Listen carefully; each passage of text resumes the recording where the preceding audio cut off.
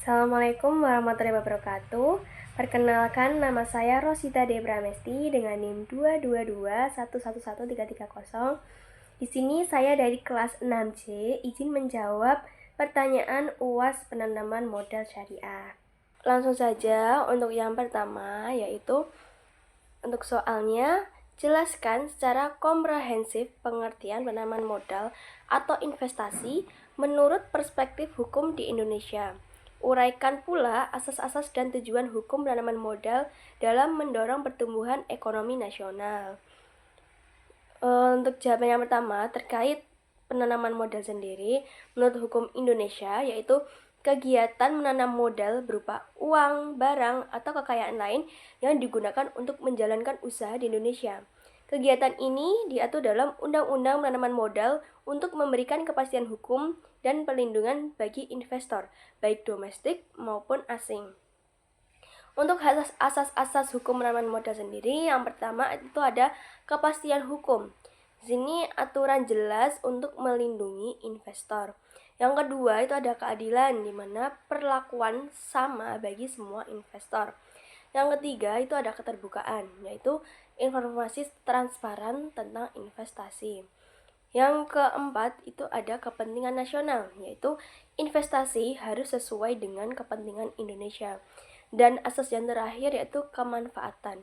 Investasi ini itu harus bisa membawa manfaat ekonomi dan sosial. Untuk tujuannya sendiri yaitu untuk meningkatkan investasi, menciptakan lapangan kerja, mengembangkan teknologi, meningkatkan pendapatan nasional, dan mendorong pembangunan berkelanjutan.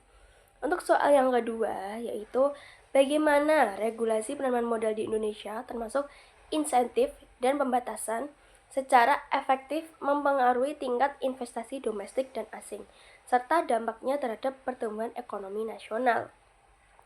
Untuk jawabannya yaitu regulasi penanaman modal di Indonesia itu memberikan kepastian hukum dan kemudahan lewat insentif seperti pajak ringan dan perizinan cepat untuk menarik investor domestik dan asing. Ada juga pembatasan di sektor strategis supaya kedaulatan tetap terjaga. Regulasi ini efektif meningkatkan investasi yang mendorong pertumbuhan ekonomi, membuka lapangan kerja, dan membawa teknologi baru ke Indonesia. Dampaknya yaitu produktivitas dan daya saing meningkat, pendapatan nasional naik, dan kesejahteraan masyarakat membaik. Untuk pertanyaan yang ketiga yaitu sejauh mana kepastian hukum dan penegakan kontrak dalam rezim penanaman modal di Indonesia mempengaruhi kepercayaan investor dan keberlanjutan investasi jangka panjang, serta implikasinya terhadap stabilitas ekonomi. Untuk jawabannya yaitu kepastian hukum dan penegakan kontrak yang kuat di Indonesia itu sangat penting untuk membangun kepercayaan investor. Saat investor yakin haknya terlindungi dan kontrak dihormati, mereka lebih berani berinvestasi jangka panjang. Hal ini membuat investasi lebih berkelanjutan dan mendorong pertumbuhan ekonomi yang stabil.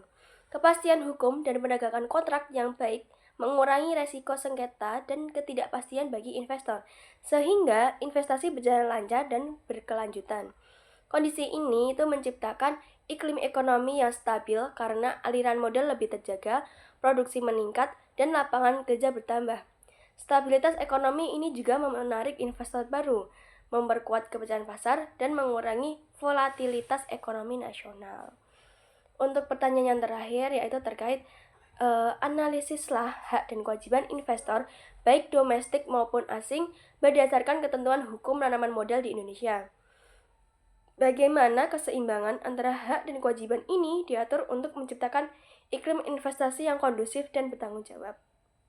Untuk jawabannya, hak investor di Indonesia itu meliputi perlindungan hukum, kemudahan perizinan, perlakuan adil, hak mengelola usaha, dan bagi investor asing hak memindahkan modal dan keuntungan sesuai aturan. Untuk kewajiban investor adalah mematuhi peraturan, menjalankan usaha secara etis, transparan dalam laporan, berkontribusi pada pembangunan seperti menciptakan lapangan kerja dan menjaga lingkungan serta membayar pajak.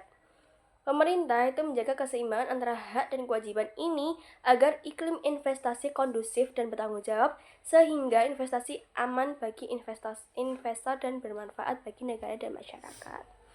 Mungkin cukup sekian yang dapat saya sampaikan.